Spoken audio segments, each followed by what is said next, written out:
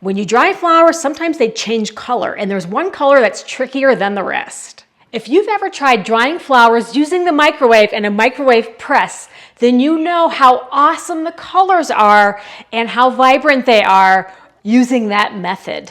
In fact, even the greens stay vivid and true. It's super impressive, but there is one color that is very difficult to capture, and that is the color pink. So today I'm going to demonstrate a variety of different pink flowers so you can know what to expect when you dry them. In my experience, some of my favorite flowers start off hot pink, but when I dry them, they turn a complete purple color. It's a total letdown. So far in my area, the only wildflowers that stay pink are wild roses. And even sometimes those turn a little bit purple. But today I'm experimenting with a bunch of different pink flowers. And I'm going to show you how they transform after they're dried. Now, some things don't do great in the microwave, especially aspen leaves. The oranges and the reds in the aspen leaves tend to turn like a burnt brown. So these are kinds of things that I don't put in the microwave. But the microwave press is so handy for preserving your specimens. I hate to abandon it. So I'll show you, these are the flowers that I have. I'm using a portulaca flower, which I've dried before in different colors. They're just very translucent, but let's see if the pink holds. I also have a mini carnation, nice cottony pink color there. This one is a calabrachoa. It's kind of like a petite petunia. Here is a mum.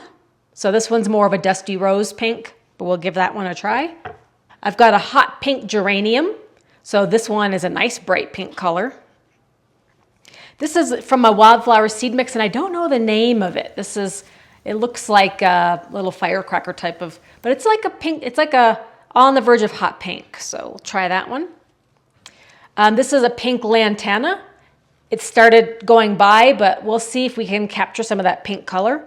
This is a hanging basket that I have, lantana. This one is a darker pink, almost like a reddish mum.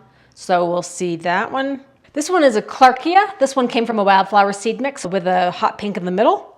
And one more thing I thought would be really cool is this hypostes. This is like a spotted pink leaf. So the plant is more for the leaf coloring than it is for a flower. But it's still that hot pink color, and I'm just wondering how it will come through in a leaf form. So there's a lot of flowers on here, but we're going to put it in for a full minute just to see the color transformation. All right, it's a lot of pink. Fingers crossed. Now, if there's any bets, what do you think is going to stay pink? So we'll just see what happens. Going to put it in the microwave for 1 minute.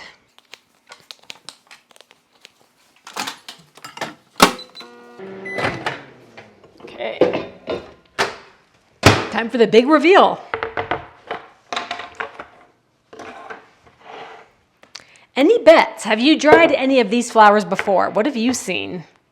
Okay, let's see. I'm going to go with the pinkest pink, and that is the geranium. That was probably the hottest pink color. Definitely didn't change very much. And the portulaca also had a really good, almost didn't change hardly at all, but it's very translucent. So not like the greatest specimen because you can see right through it. I like how this carnation came out. It was definitely ruffly and it didn't really darken that much as far as the pink turning purple. So we didn't really have to worry about that. The clarkia is a little bit darker, but you can still see the variegated pink. This just got folded down, so the specimen isn't that great. I don't love the color of the red mum. It looks kind of just a dark red goth color. The dusty rose mum, pretty good. It's definitely more on the purpley side. The hypostes, I definitely like how you can still see the pink and the green together. And then the calabrachoa is more of a purplish color. The wildflower turned more purple.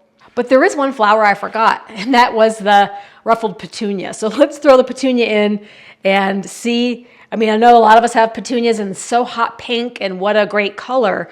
Let's see if that holds true in the microwave. Okay.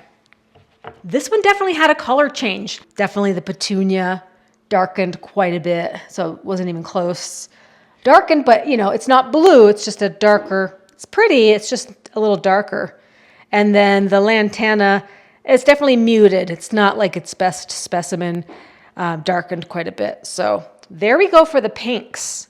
I'm definitely happy with geranium and these top 4 right here. If I wanted to have pink in a particular composition, I'm definitely going to remember these. And as far as interest goes, having speckled pink and green leaves are definitely cool here. And I'm not even mad about the mum or the petunia. 11 different types of plants and flowers. Pretty decent experiment. All right, so kind of a neat experiment, and I'd love to hear from you if you've been working with dried flowers or even tried drying your flowers in the microwave. Is there a favorite plant that you have for getting pink color? And definitely leave me a comment below, because that's definitely my most challenging color. But now I have quite a few options that I'm growing in my greenhouse currently, so that's why I wanted to test all of these out to see if that's another option. Because prior to the greenhouse, I only had one option for pink, and that was to use wild rose, which was only available for like 3 or 4 weeks in July, and the rest of the year I was kind of struggling to find pink in my dried flower artwork. And if you want to learn more about how I grow and use dried flowers in my artwork, definitely subscribe to see more, and I'll catch you in the next video.